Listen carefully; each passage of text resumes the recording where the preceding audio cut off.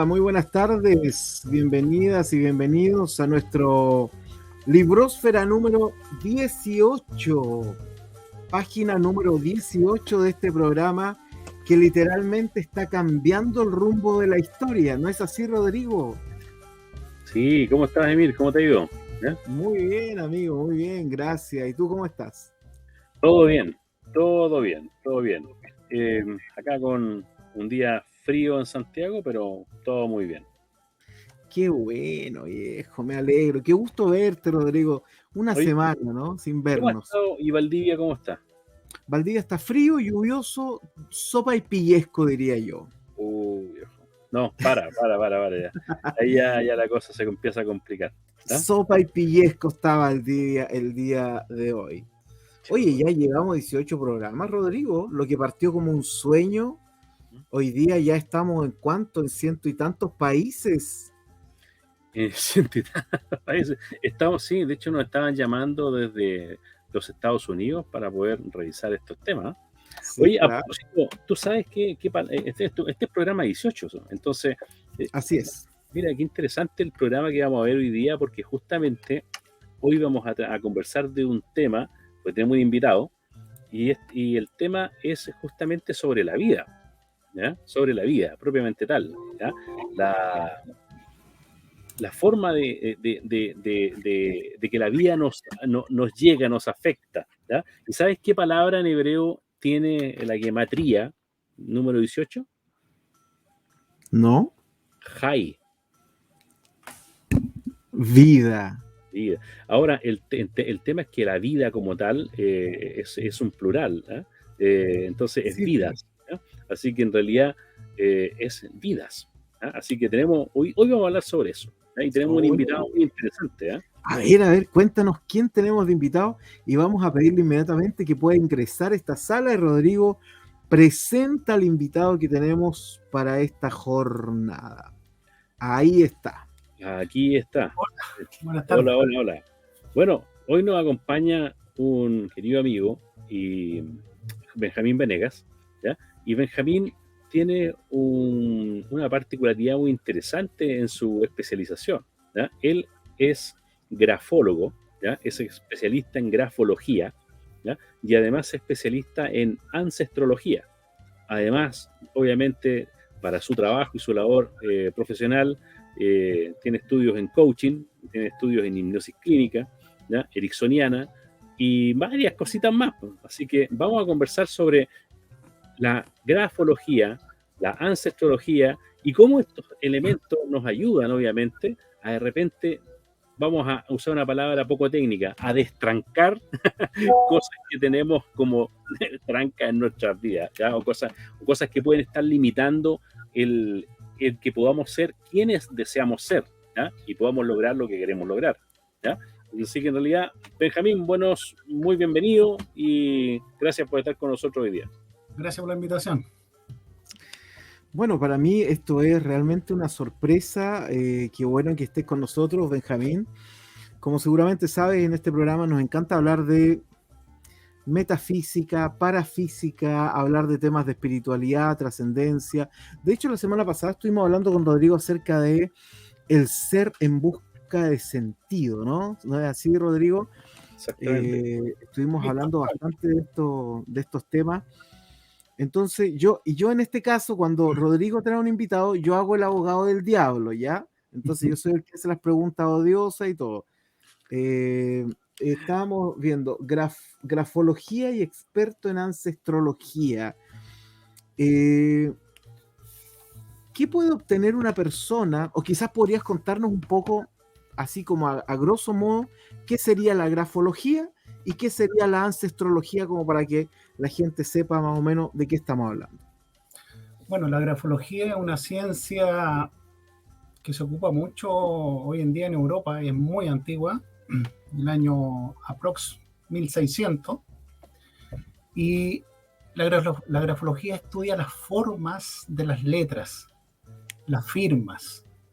La firma es como nadie puede firmar igual a otro y nadie también puede hacer una firma dos veces idénticas. Siempre va a haber alguna diferencia chiquitita. Y lo que hace la grafología es estudiar a través de las letras rasgos de personalidad de la persona. Y eso pueden ser firmas, letras. Uno ve las formas, no ve lo que la persona escribe, el contenido. Uno no lee cuando solamente ve formas. Y la ancestrología viene del árbol genealógico, que yo combiné un poco de toda esta técnica de la grafología más la numerología desde una mirada de la cábala, de los años 1600 aprox, que son secretos milenarios que tienen los cabalistas, que se enseña de boca a oído. Y yo hice una combinación de esto y también lo relacioné mucho con la metagenealogía o el estudio del árbol genealógico, que lo vengo estudiando hace muchos años y una de las personas que comenzó esto en el año 1979 fue Alejandro Jodorowsky. Ajá. Él empezó con el estudio del árbol genealógico en el año 1979. Y en el año aprox 1994, 95, tuve la oportunidad de trabajar y estudiar en Estados Unidos y ahí conocí el tema de la grafología, pero me empecé a dedicar primero fue como un hobby, después del año 2000 más o menos, aproximadamente el año 2000, me dediqué más de frente a este tema de la grafología, la numerología y el árbol genealógico. Todo esto, Benjamín, tiene un sentido, imagino yo, lo que busca es tener un sentido terapéutico, ¿no? Me imagino que la gente va donde ti, escribe algo, tú le pides que haga su firma, quizás, no lo sé, y ellos buscan alguna respuesta de algún aspecto de su personalidad, porque la grafología en ese sentido no es adivinatoria, ¿no? O sí lo es. No. La grafología te dice quién eres. ¿Eso puede ser? Sí, cómo eres tú, cómo es tu personalidad. Entonces, y te habla también, si nosotros tenemos la fecha de nacimiento de una persona, la fecha de nacimiento de los padres, de los abuelos y algunas escrituras de todos ellos, todo eso lo vamos relacionando y vamos sacando conclusiones de algún tema patológico que pueda tener la persona. Por ejemplo, si la persona llega a mi consulta y me pregunta, ¿sabes qué? He ido a 20.000 psiquiatras, psicólogos de todo tipo y no puedo descubrir por qué soy alcohólico. Entonces, yo lo ayudo, mi tema es guiarlo a descubrir el por qué. Cuando el inconsciente se hace consciente de la verdad de este árbol genealógico, empieza un proceso de sanación, que obviamente no es mágico, no es una varita mágica, sino que es un proceso lento que la persona tiene que trabajar quizás toda la vida, o quizás un tiempo determinado. Pero al ser más consciente, puede ir haciendo cambios cognitivos. Es como una terapia cognitiva o conductual, por decirlo así. Okay. Oye, o sea, una consulta con respecto a esto. O sea, tú nos estás diciendo que hay situaciones en las que logramos saber, por ejemplo, ese caso que tú mencionabas, por qué soy alcohólico, no solamente porque me guste el trago, no me guste beber, sino que hay situaciones que tú vienes de alguna forma heredando desde tus ancestros, ¿ya? Sí. O sea, no solamente es la transmisión genética, sino además este tipo de situaciones que nuestros ancestros de alguna forma fueron marcándonos, algo así. Exacto. Ya. Exacto. Todo viene desde la herencia genética, desde el árbol genealógico de nuestros ancestros. Pueden ser 6, 8, 10 generaciones hacia arriba. Yeah. Y la idea de nosotros es siempre ir mejorando la calidad de vida de nosotros, porque si nosotros no estamos constantemente en terapia, con psicólogo, con diferentes tipos de terapia, constantemente en la vida, nosotros vamos a tener una mejor vejez, vamos a tener mejor calidad de vida, y a la vez nuestros hijos y nuestros nietos también. Okay. Es como un despertar, es como salirse de la Matrix. Claro. O sea, nunca uno va a lograr 100% salirse de la Matrix, pero por lo menos darte cuenta que está ahí en una Matrix. Y de acuerdo a eso, tratar de hacer algún cambio. Pero eso no debe ser un trabajo fácil, ¿no? Porque tienes que dar con la vida de los padres, de los abuelos, de los bisabuelos. Sí. Me imagino que en ese sentido debe ser algo evidente, ¿no? O puede ocurrir que, por ejemplo, una persona con alcoholismo no aparezca en ningún lugar alguna información que el abuelo era alcohólico. ¿Tú puedes dar igual con esa información? Sí, se logra. Siempre, como digo yo, siempre en la familia hay un personaje, la tía o el tío copuchento. Siempre está, siempre, pero siempre. Cuando digo siempre, es 100%. Siempre hay alguien que sabe algo. Y las personas, los padres, nosotros, los abuelos, ocultan estos temas porque ellos piensan para no hacerle daño al hijo o al nieto. Y es lo contrario. Claro. Es totalmente lo contrario. Como una película antigua, Pecados de Familia. Claro. Una película muy antigua, Pecados de Familia, donde algo había sucedido en la familia en algún momento, ¿ya? Y ese algo estaba oculto, pero empezó de alguna forma a marcar a las generaciones que venían, ¿ya? Hasta que alguien destapa el tema familiar, ¿ya? Y comienza, bueno, en el caso de Pecado de Familia no terminó bien la cosa, pero... Claro, y ahí nosotros también podemos descubrir enfermedades también. ¿Por qué a un integrante del árbol genealógico le dio cáncer? Y depende del tipo de cáncer, por ejemplo, el otro día estaba viendo un caso que la persona me consulta porque ha puesto 5 en su trayectoria, 5 negocios y los 5 ha quebrado. Y ha tenido que siempre retomar y volver a ser empleado. Entonces, descubrimos que la señora de él estaba muriendo de cáncer al recto y resulta que eso tiene una significancia que está en el árbol genealógico del abuelo de ella, porque el abuelo de ella había adquirido de mala forma algunas propiedades. Entonces eso lo pagan los integrantes hacia abajo. Y eso uno lo puede romper. Y como él estaba casado con esa señora, siempre va el daño colateral que le llamo yo. Siempre va a haber un daño colateral. Por eso hay muchos matrimonios que, si han escuchado, se separan y separados les va muy bien. Se sanan de enfermedades, les va bien económicamente al separarse. No sé si han escuchado alguna vez más de alguna persona. Bueno, todo esto se trabaja en el árbol genealógico. Y uno de los gurús de estos temas es Alejandro Jodorowsky.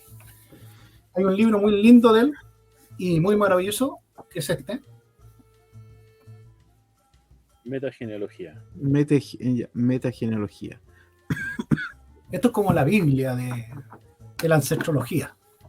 Yeah. Él, obviamente, no lo sacó de una señora alemana que se llama Ana, y un apellido súper raro alemán. Ella fue la precursora de esta idea del árbol genealógico en los años antes de la Segunda Guerra Mundial.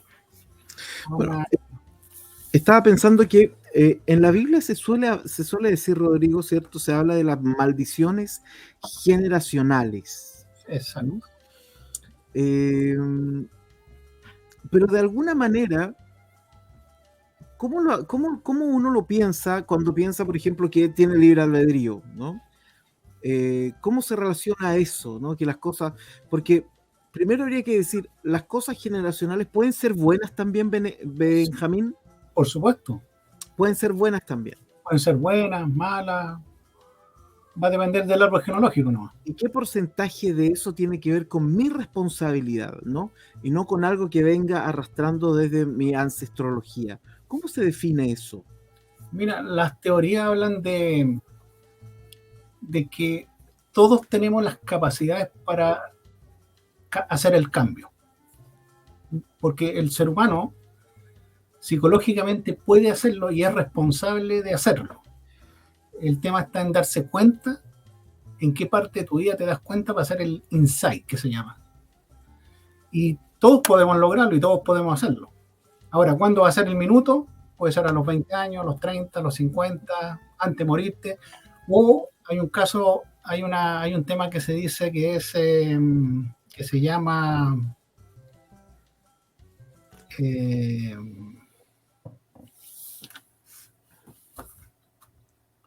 olvidé el término, pero es cuando estás a punto, por ejemplo, tienes un accidente grave y estuviste al borde de la muerte. Y hay gente que hace el cambio. Deja de tomar, deja los vicios, deja cosas que no están buenas para las personas, por decirlo así. Sí. Una enfermedad que te tiene postrado, no sé, 4 o 5 años, y la gente ahí produce el insight y puede hacer los cambios. Esa es la forma más dráctica del ser humano. Oye, Benjamín, preparándome un poquito, haciendo un poco la tarea antes de juntarnos, ¿ya? Estuve metiéndome un poquito en el tema de los números, ¿ya? Y me di cuenta de que hay muchas personas, de hecho hay textos respecto a ello, que hablan de el esoterismo que manejan ciertos sectores muy exitosos de la sociedad, ¿ya? Específicamente algunos en Estados Unidos, otros en Europa, que incluso es tan potente la influencia de los números que hasta ellos escogen de alguna forma el número de la oficina o del lugar donde ellos van a tener su oficina, ¿ya? O sea, ellos no solamente compran por comprar, sino que además ellos buscan el número adecuado, la numeración adecuada para estar en ese lugar, ¿ya? No sé si has visto algo como eso. Sí, es válido eso, y yo también lo aplico desde la mirada de la cábala. Por ejemplo, nosotros tenemos casi la misma edad, yo creo. ¿Se acuerdan cuando nosotros éramos pequeños y veían una serie que se llamaba Meteoro? Ah, sí, claro. ¿Y se acuerdan qué número tenía el auto? El Mach 5. Sí. El 5 en las oficinas y en los automóviles, el 5 habla de, si tú te fijas, siempre tenía dificultades Meteoro. Se le echaba a perder el auto, se caía, tenía un accidente. Sí. Entonces el 5 habla de las dificultades. Por ejemplo, si tú tienes una oficina que el número es 95, y si... ¿Aló? Sí, te escuchamos. Te escuchamos. Me había perdido. Entonces, el 95 tú lo reduces y da 9 más 5, 14, y 1 más 4, 5. Entonces, el 5 habla de que en ese lugar siempre van a haber dificultades. Y sí, es bien aplicable, es bien cierto. Yo lo he vivido como experiencia propia también. Y se aplica mucho. La gente busca el número de la casa. A veces van a comprar una casa nueva y la gente pregunta. Yo una vez fui a comprarme una casa y la persona que estaba delante mío exigió que su casa no terminara en ciertos números, que no estaba lejos, no escuché exactamente cuál, pero él exigió una determinada numerología y también una ubicación del sol. ¿Mira? Benjamín, a lo mejor es para el resto de la mañana. Por ejemplo, Emil, tú tienes el número a mano de tu oficina. ¿Te sabes el número de tu oficina, no? ¿O de tu casa? No, el de mi casa sí. ¿Y te gustaría que lo analizáramos? Pero claro, es... ¿Dónde vivo? El número de tu casa, ¿no? Es 555. No. Es 318. Mira, si sumamos todo esto, lo reducimos y nos queda en un 3. La Trinidad. Claro. Entonces, el 3 el 3 en un hogar nos habla de que las personas viajan mucho y les gusta salir. Siempre en esa casa la gente le gusta salir, no pasa mucho en la casa. La idea es viajar. O sea, en los integrantes de esa casa siempre van a estar, van a trabajar la creación, van a ser personas creativas. Ese lugar energético, porque tiene una energía la casa, el lugar. Sí. Eso es como, no sé si antiguamente se acuerdan que buscaban agua con 2 fierritos que los cruzaban. Sí, sí. Una energía. Y este número no es al azar. Nadie la constructora lo hicieron por hacerlo, pero tiene un propósito determinado energéticamente y nos dice que las personas que viven en esa casa tienen que trabajar la creatividad. Tienen que tener tolerancia a la frustración. Tienen que viajar, salir, siempre están moviendo las cosas en el hogar. Somos muy creativos en este hogar, te puedo decir. Muy creativos, mucho. Los más chicos, los más grandes, siempre están creando cosas. ¿Sí? Pero dime una cosa, Benjamín. Entonces, cuando tú dices, no es al azar, ¿tenemos un destino? Exacto. ¿Hay un destino trazado para nosotros desde tu creencia? Desde mi creencia, sí. Porque ese destino lo elegimos nosotros antes de venir para acá. ¿Quiénes? ¿Quiénes nosotros? ¿Nuestra alma? Nuestra alma, claro. De hecho, hay un número que tú le llamas cuando haces la reducción de una fecha de nacimiento, por ejemplo. Sí. Yo te he escuchado que tú hablas del número, esto corresponde al número de tu alma. Exacto. Sí, ¿será entonces ese número de tu alma en la relación con la misión de tu vida, en definitiva, a qué viniste? Lo que en Kabbalah hablaríamos, ¿qué viniste a reparar? Exacto. Ya, ¿qué viniste a reparar? En el sentido, o sea, está muy relacionado tal vez con esto, en el sentido de que vienes tú con una cantidad de clipots que tienes de alguna forma que ir descascarando, ¿ya? Dentro de... Ese es nuestro objetivo. Con este número nosotros, ¿cuál es la idea de la fecha de nacimiento? Descubrir, al reducirlo, ¿cuál es el objetivo de acá? ¿A qué vinimos? ¿Qué venimos a reparar? Pues nosotros venimos a reparar el árbol genealógico. Ese es el objetivo. Y con eso vamos a mejorar la descendencia, nuestros hijos, nuestros nietos. Y eso lo puedes saber con los números, así como alguien te dice así, tal fecha y todo, tú haces la reducción, todo lo que corresponde, y tú con eso dices, ok, el objetivo de tu alma es esto. Exacto. Qué interesante. Oye, y Benjamín, junto con esto, que es como la relación que tú haces con la misión de vida, también revisando textos, me encontré y creo que a ti también te llaman por ello, que hay empresas, ¿ya? Y específicamente departamentos de capital humano, de recursos humanos, como le llamen la empresa, ¿ya? En la que junto con el perfil psicológico que piden para un determinado perfil de cargo en la compañía, también piden un análisis un análisis grafológico y un análisis numerológico.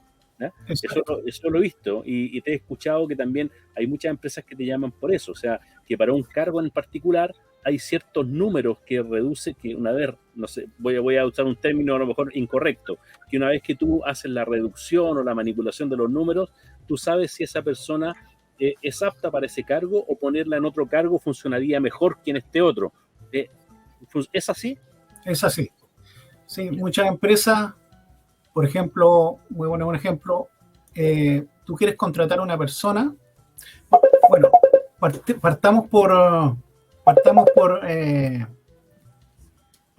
la idea de que hoy en día una de las grandes pérdidas que tienen las empresas es la alta rotación de personas. Claro. Hay una pérdida importante ahí. Entonces sí. Hoy en día las empresas están ocupando estas técnicas de grafología, numerología, para ser más específico, porque la persona puede haber estudiado en la Universidad Católica, en la Chile, haber salido con un promedio 7, por decirlo así, pero vamos a ver si está calificada específicamente para el puesto. Me explico. Hay, por ejemplo, hay 5 candidatos o 10 candidatos ingenieros comerciales. Pero los ingenieros comerciales, dentro de su área de la ingeniería comercial, pueden trabajar en venta, pueden trabajar en chequear, por ejemplo, el orden de una bodega, pueden llevar todo lo que es el registro tributario, la contabilidad, administrar un negocio. Pero el puesto es importante. Por ejemplo, si tú como empresario quieres contratar una persona que se quede en el tiempo, que sea un brazo derecho, confiable y que se quede en el tiempo, hay un número específico para eso.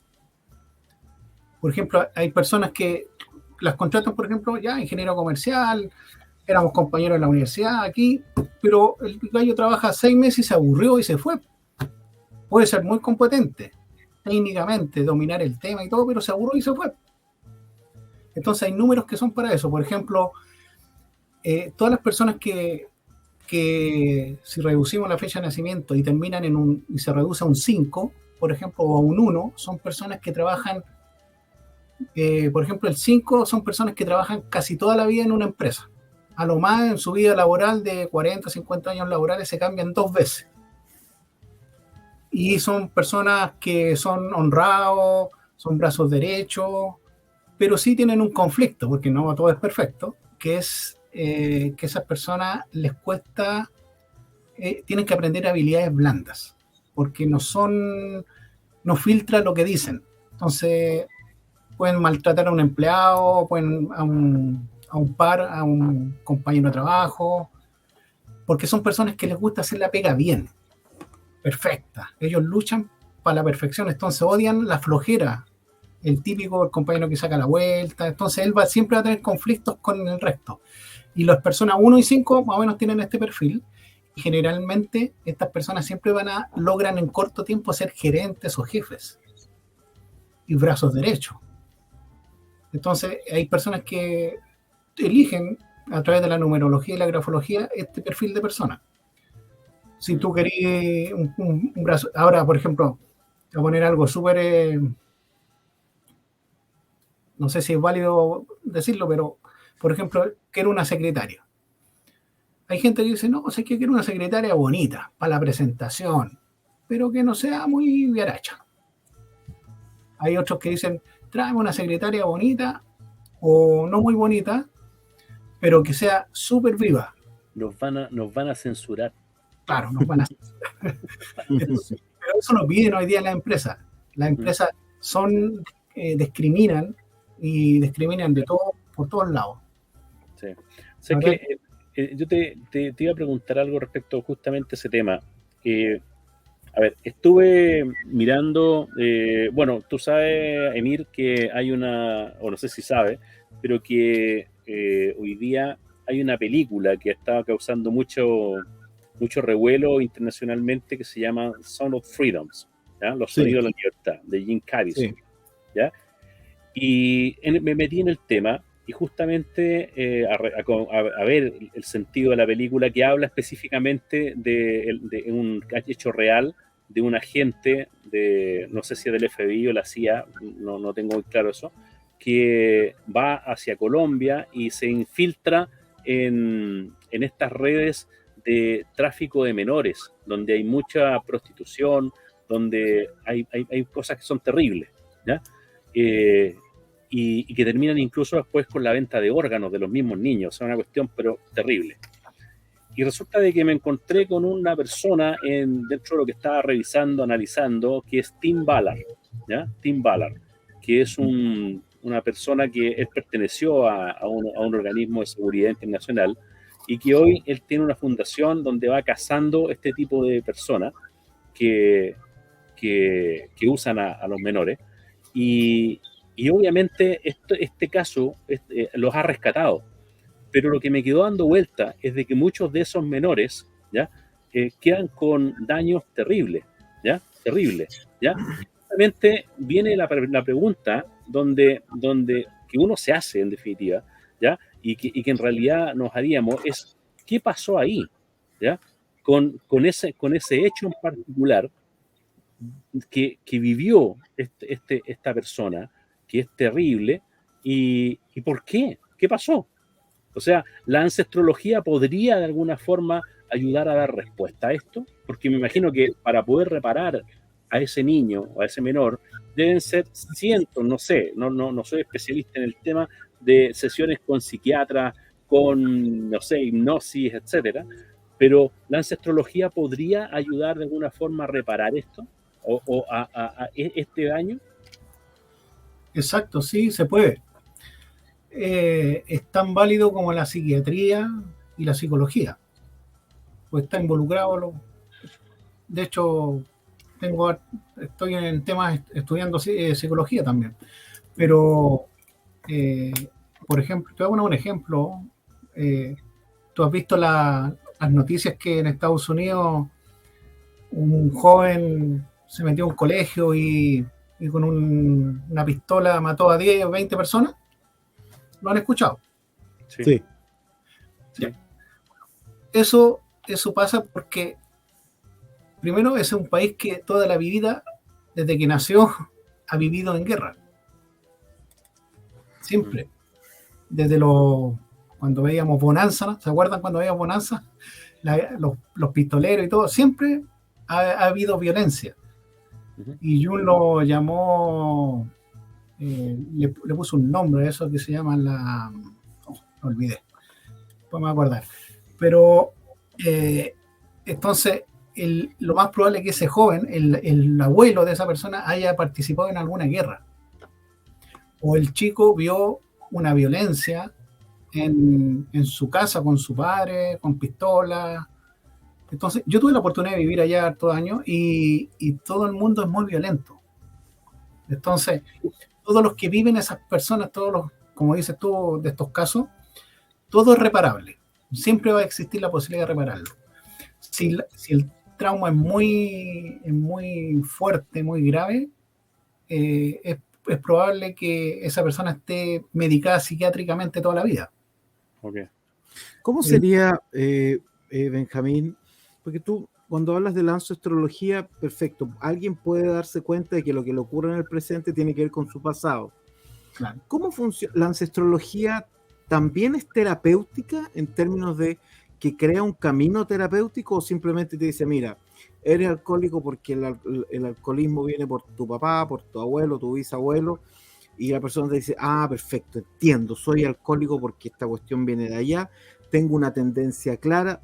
Ya, después de eso, ¿cuál es el camino terapéutico que siguen estas personas con la ancestrología o cómo lo sigues tú? ¿Qué tipo de terapia trabajas con ellos? Por ejemplo, la idea es siempre ir descubriendo la historia de la familia. ¿Por qué yo soy alcohólico? Ya, vamos a ver por qué mi padre fue alcohólico. Y hay que descubrir por qué fue alcohólico. Generalmente las personas con vicios graves, como el alcoholismo, la drogadicción, son personas que tienen conflictos, son abusos sistemáticos cuando pequeños. Y todo esto parte desde que se juntó el óvulo con el espermio hasta los 10 años, aproximadamente los 10 años de vida de la persona. Entonces, la persona va a adquirir todas las emociones de los padres desde ese día que se juntaron. Si el papá está drogado o la mamá drogada, lo más probable es que eso siga, continúe. Entonces, la persona, al saber la verdadera historia, por ejemplo, hay gente, te cambio el tema, dice, mi papá no me quiere, tengo baja autoestima, y resulta que el hijo no fue deseado. Fue un tachangó, por ejemplo, como dicen los lolos hoy día. Claro. Entonces fue una aventura de una noche. Entonces, o hay personas que por ejemplo, te pongo el caso una lola que vino hace poco, que siempre buscaba, sus 4 parejas eran drogadictos y alcohólicos. Y me decía, quiero terminar esto, quiero buscarme un gallo que no le haga la droga. Y yo le dije, bueno, pero analicemos a tu padre, partamos por ahí. Entonces ella me dice, no, es que mi papá no toma un poco de vino, pero no es alcohólico mi papá y no le hace la droga. Bueno, investigando descubrimos que no era su padre biológico. Entonces, interrogó a la madre y la interrogó, fue bien persistente porque esto es un trabajo largo de investigación. Y nos faltó la tía que le dijo, no, si tu mamá quedó embarazada y el tipo la abandonó, y tu padre, que te reconoció y todo, te aceptó porque siempre estuvo enamorada de tu mamá. Entonces ya después enfrentó a la madre en algún minuto le dijo la verdad, entonces ella, al saber la verdad, fue a buscar a su padre. Llegó donde él, la Lola tiene como aproximadamente 30 años, y el padre lo encontró 54 años y descubrió que ya con 54 años era alcohólico y drogadicto. ¿Y por qué? Porque fue abusado sexualmente y generalmente todo esto viene de abusos sexuales, en el 80% de los casos. Está comprobado científicamente. El 80% de los casos son abusos sexuales o psicológicos, pero en gran medida son sexuales. Entonces, resulta que el padrastro de su papá, ella empezó a conversar con el papá no un día, sino que fueron muchos días, muchas reuniones que tuvieron, y le confesó que el padrastro era alcohólico, drogadicto y lo violaba. Y la mamá no hizo nunca nada, lo aceptó. Entonces él siempre cayó en el alcoholismo, la droga, hasta el día de hoy, ¿verdad? Con 54 años y la Lola tiene 30. Entonces, la Lola, después de haber descubierto eso y otras cosas más, un día llegó a mi oficina, a su terapia habitual, y había conocido un médico que no fumaba, no tomaba, no era droga, era un lolo que estaba recién saliendo de la universidad de estudiar medicina, y ella notó, dijo, ¿qué pasó aquí? Conocí a alguien que no sea drogadicta y se gustaron, en este momento están saliendo. O sea, puede ser que la cuestión terapéutica sea seguir indagando en la historia para que la persona se vaya dando cuenta de dónde está, digamos. Esa es la idea. Yo solamente acompaño a la persona. La acompaño y le digo, mira, anda para allá. Ve si realmente tu mamá, porque hay mujeres, otra Lola, te pongo el caso, que la mamá decía, no, si mi mamá me quiere, me ama y todo, pero pregúntale qué pasó cuando ella supo que estaba embarazada. Y ella le dijo, no, todo bien y todo una maravilla. Llega a mi próxima reunión y le digo, mira, habla con tu mamá y te voy a dar 3 tips de que la persona está mintiendo. Se lo enseñé, lo aplicó. Estos tips de cómo mentir, hay una serie muy bonita y que la pueden visualizar, que se llama Lie to Me, miénteme a mí, y aprender tips de cómo las personas mienten. Entonces, encaró a la mamá y finalmente, para hacer el cuento corto, la mamá le confesó que ella se había puesto varias inyecciones para abortar.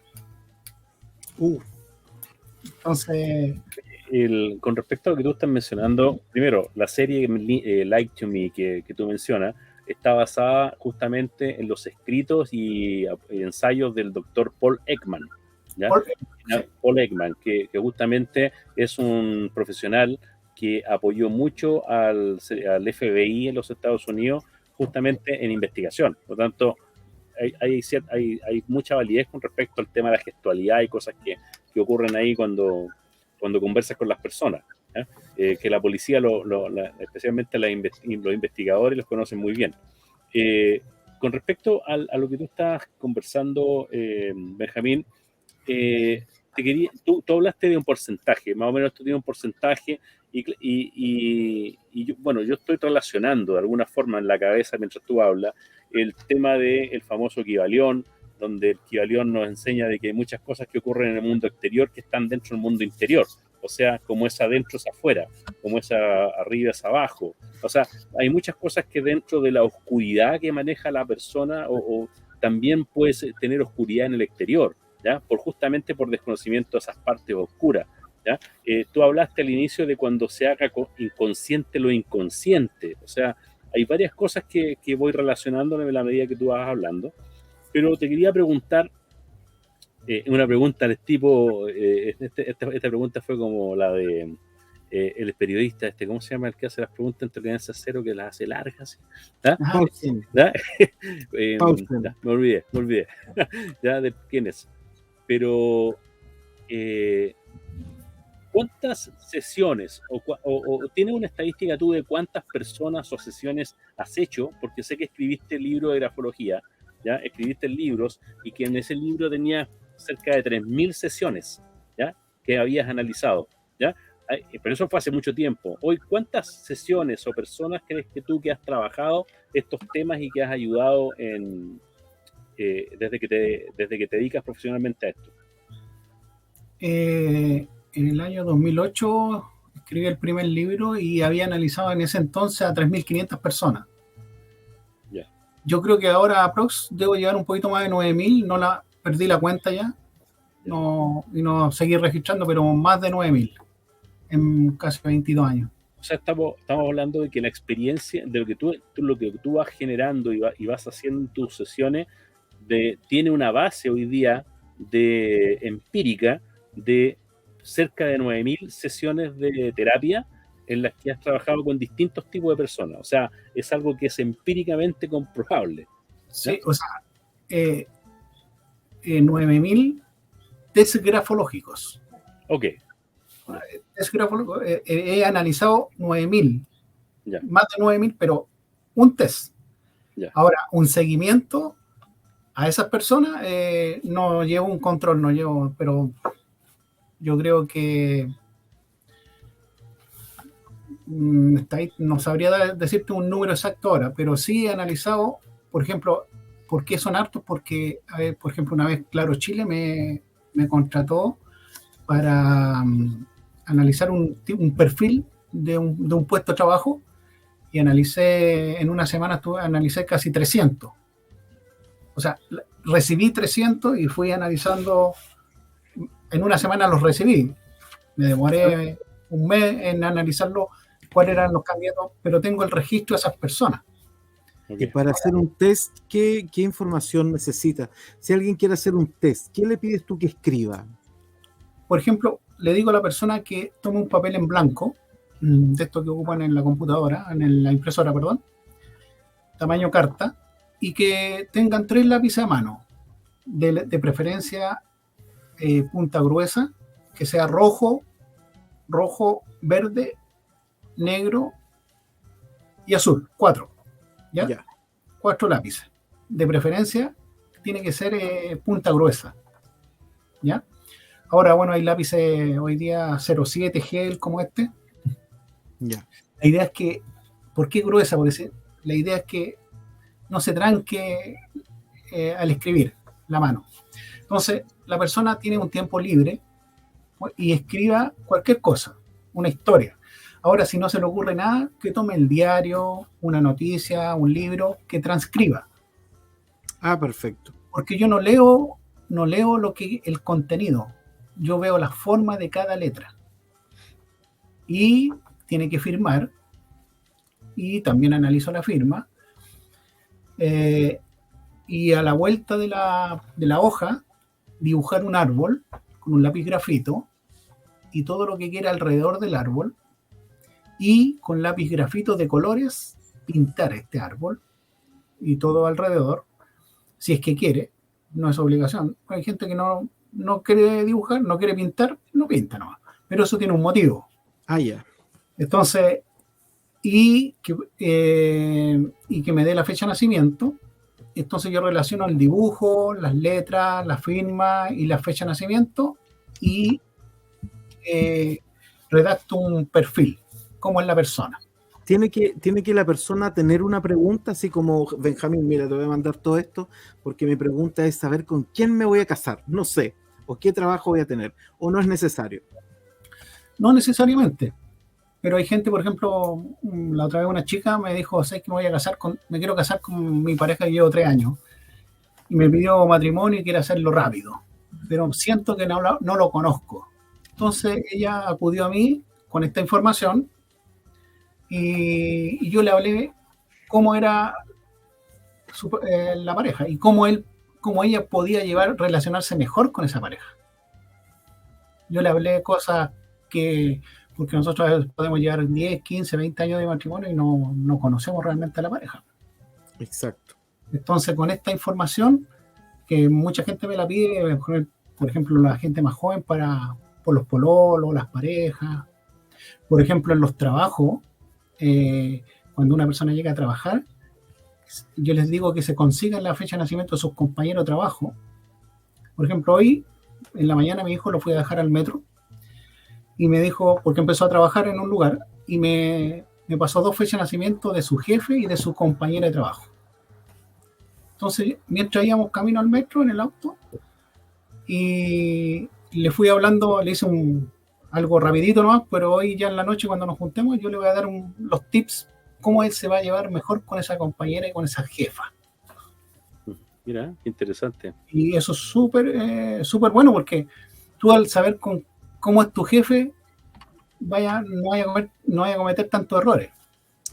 ¿Tú dirías que la grafología o la ancestrología caben dentro del plano científico o paracientífico? ¿Dónde lo ubicas tú? Hoy en día podríamos decir que es más científico. Hay un porcentaje muy alto, yo diría que un 90% de científico. Yeah. Comprobado no solamente por mí, sino que por grandes autores. Y mira, tengo un amigo en Suiza que vive allá hace muchos años, y la otra vez cuando vino de vacaciones me trajo un libro de grafología antiguo, súper antiguo, y me dijo que allá se ocupaba, para contratar a una persona tenía que escribir, y ahí lo mandaban a analizar a un grafólogo. Ahí ellos ocupan eso en Suiza. Acá en Chile, si saben, hay mucha gente que llega al trabajo y le dicen que escriba derechamente, o si no, le pasan un papel a donde ponga su nombre, por qué usted quiere trabajar acá, sus datos personales y su firma.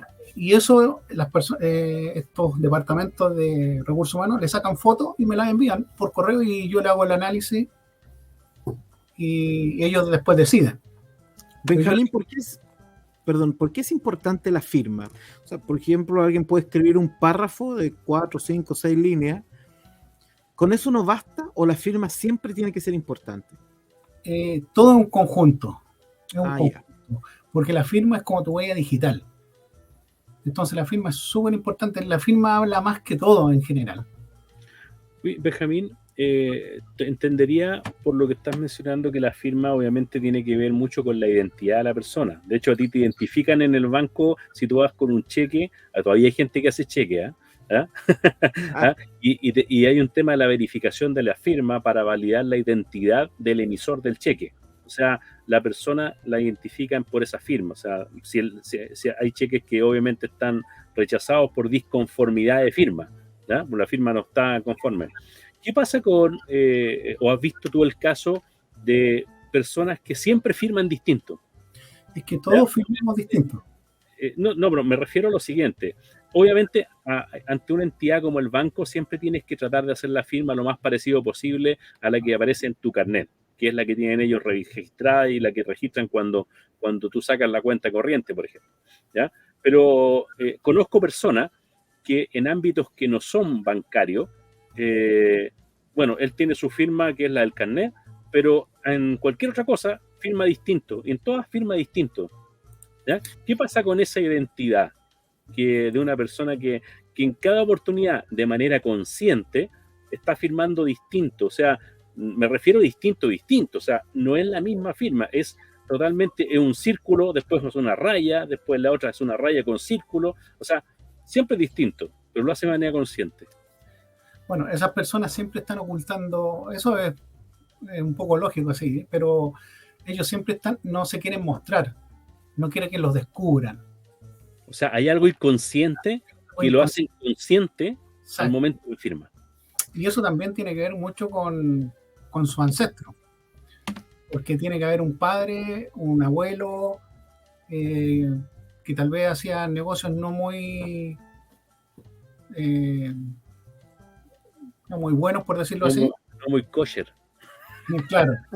Entonces, esas personas siempre están ocultando. ¿Por qué? Ya. Porque ellos saben que Me hace sentido, ¿eh? Me hace sentido. ellos, por ejemplo, ellos saben que no son muy correctos en su actuar, por lo tanto siempre están ocultando y tapando, porque no quieren que los conozcan. Ellos, el miedo de esas personas es que no quieren que le conozcan el lado oscuro.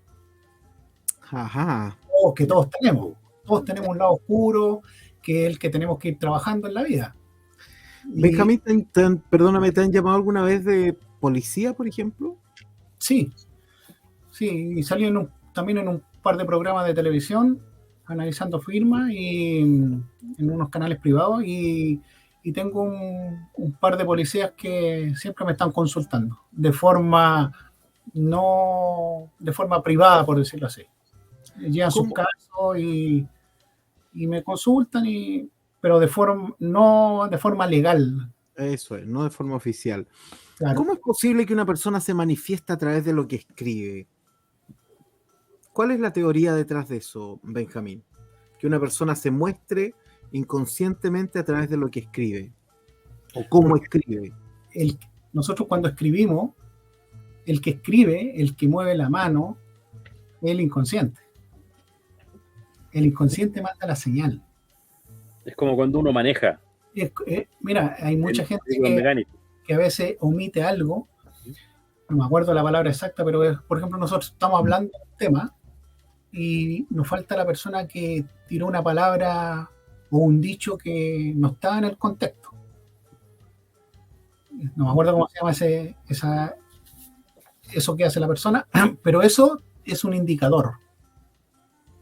No me acuerdo el concepto, pero en las letras igual. Hay personas que, por ejemplo, hay personas que están escribiendo de tal forma, por eso cuando uno analiza, siempre analiza de la mitad hacia abajo, porque uno parte bien, parte ordenadito, y después en la mitad el inconsciente empieza a desarrollar y a entregar información. Ahí se achica la letra, se cambia, hay un borrón. Por ejemplo, yo cuando analizo a una persona, por ejemplo, mira, justo tengo uno acá,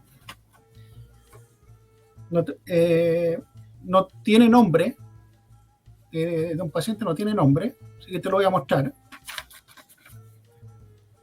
No sé si se ve bien ahí. Sí, ahí se ve, sí. ¿Tú ves que tiene un manchón? Sí. Lo que está con un plumón amarillo. Sí. Entonces, yo le pedí a él, tráeme 10 objetivos para trabajar en terapia. Y me trajo escritos los 10. Entonces, ¿por qué yo me enfoqué en ese? Porque ahí puso manchones. Mira.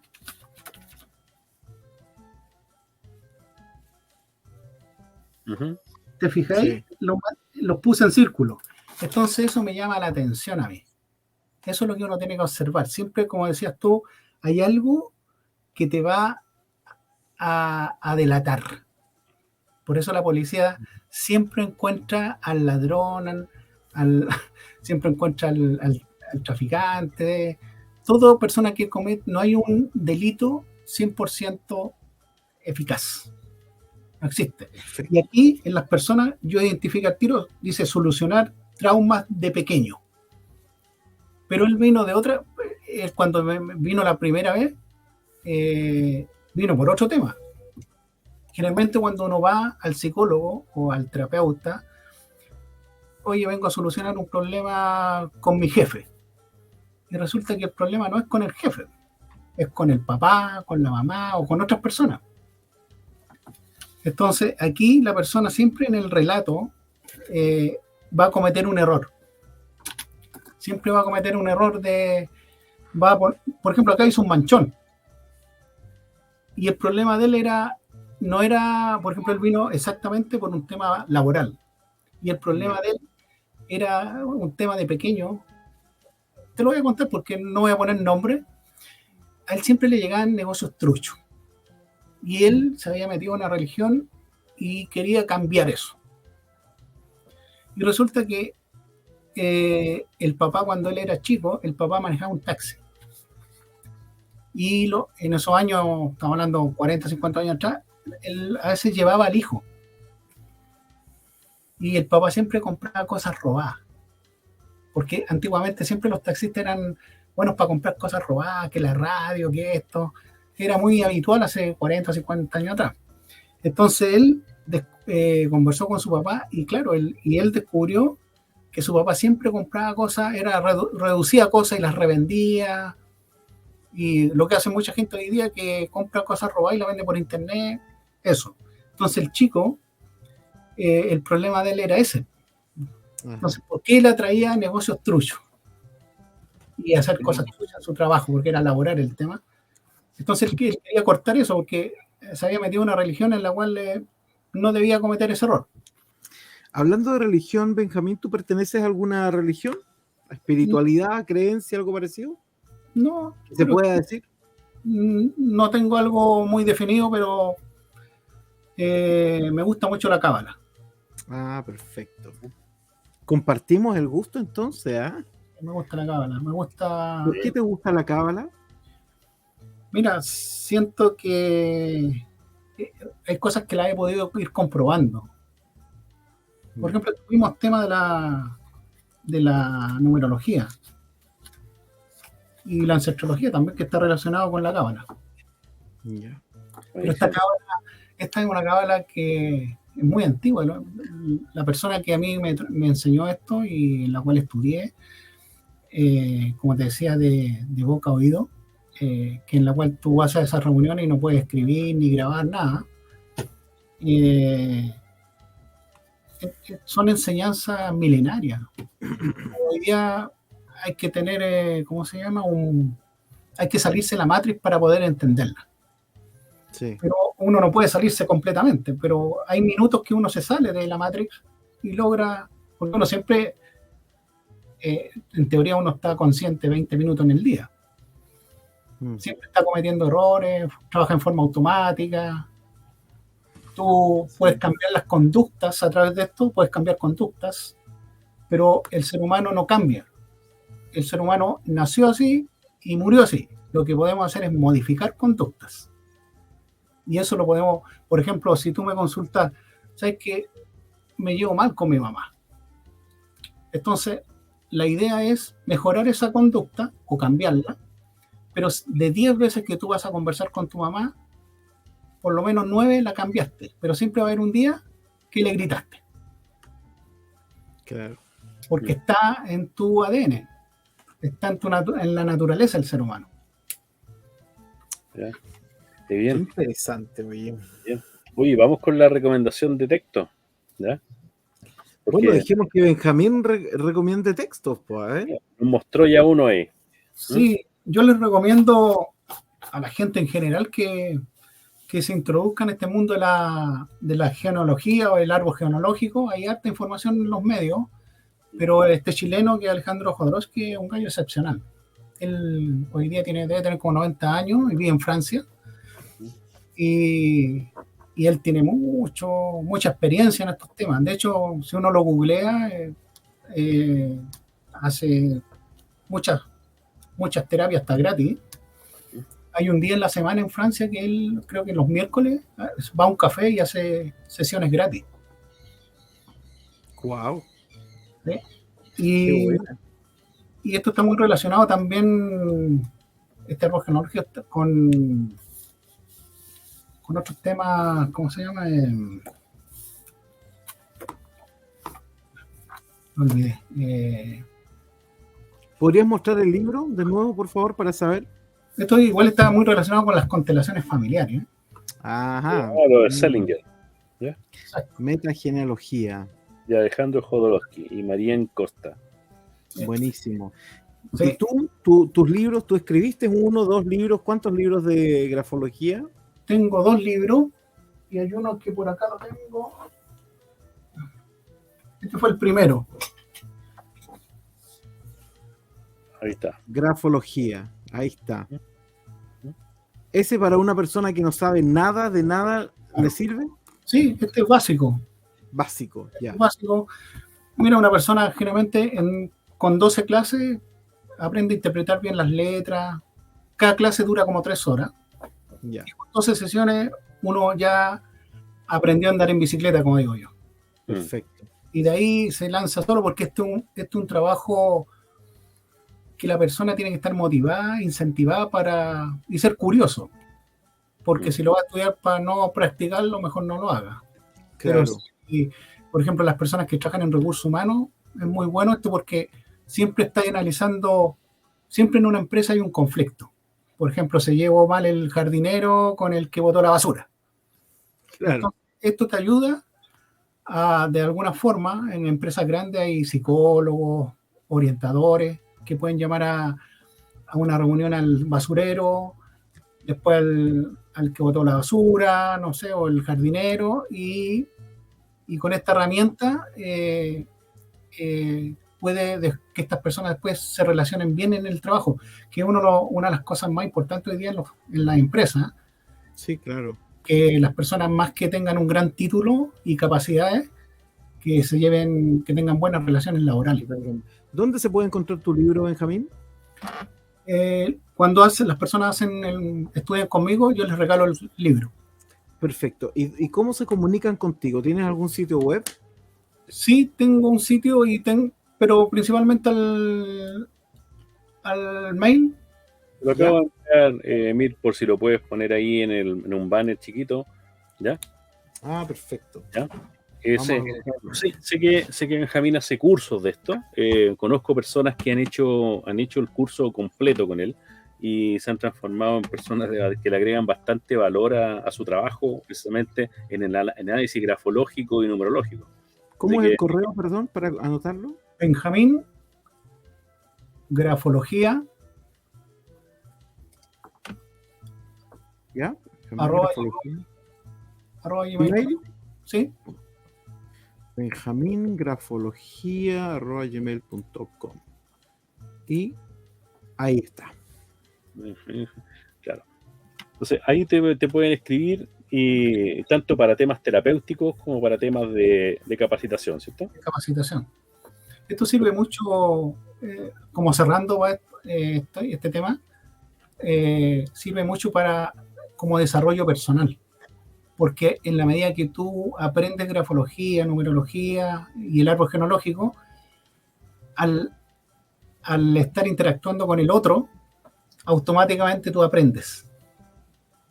Aprendes más porque en el otro siempre va a haber algo que tú tienes que solucionar. Exacto. Y volvemos al inicio. Y el otro, inicia con el conócete a ti mismo. El conócete a ti mismo. Exacto. Qué bueno.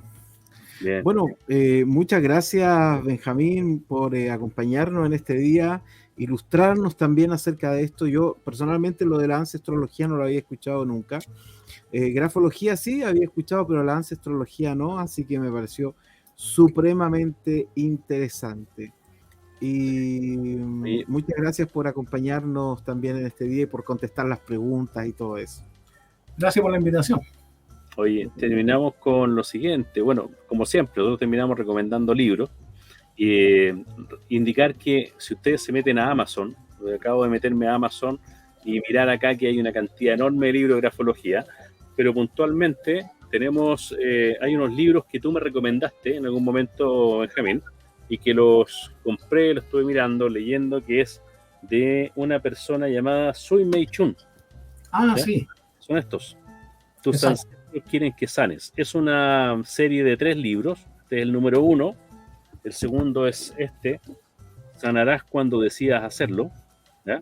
Que está muy relacionado con todo lo que menciona Benjamín, ¿ya? Y que es Historia de amor reales transgeneracionales, número 3. Esta trilogía de libros habla específicamente de los temas que Benjamín ha tocado hoy día respecto a la influencia que tienen los ancestros en la persona, en el hombre, en la mujer. Esos libros son muy buenos, son muy terapéuticos. Son muy terapéuticos esos libros. Bueno, muchas gracias. Gracias, Rodrigo, también por tu recomendación de libros. Saludamos a todos nuestros libropensantes que siempre nos siguen cada semana. Próxima semana seguimos teniendo invitados, Rodrigo, por si acaso. Vamos a seguir hablando acerca de nuestros temas interesantes. Traemos pura gente interesante a este grupo. Así que gracias, Benjamín, por acompañarnos. Que tengas una muy buena jornada. Y gracias, Rodrigo, también por estar con nosotros. Hasta luego. Gracias. Hasta luego. Esté muy bien. Chao. Nos vemos.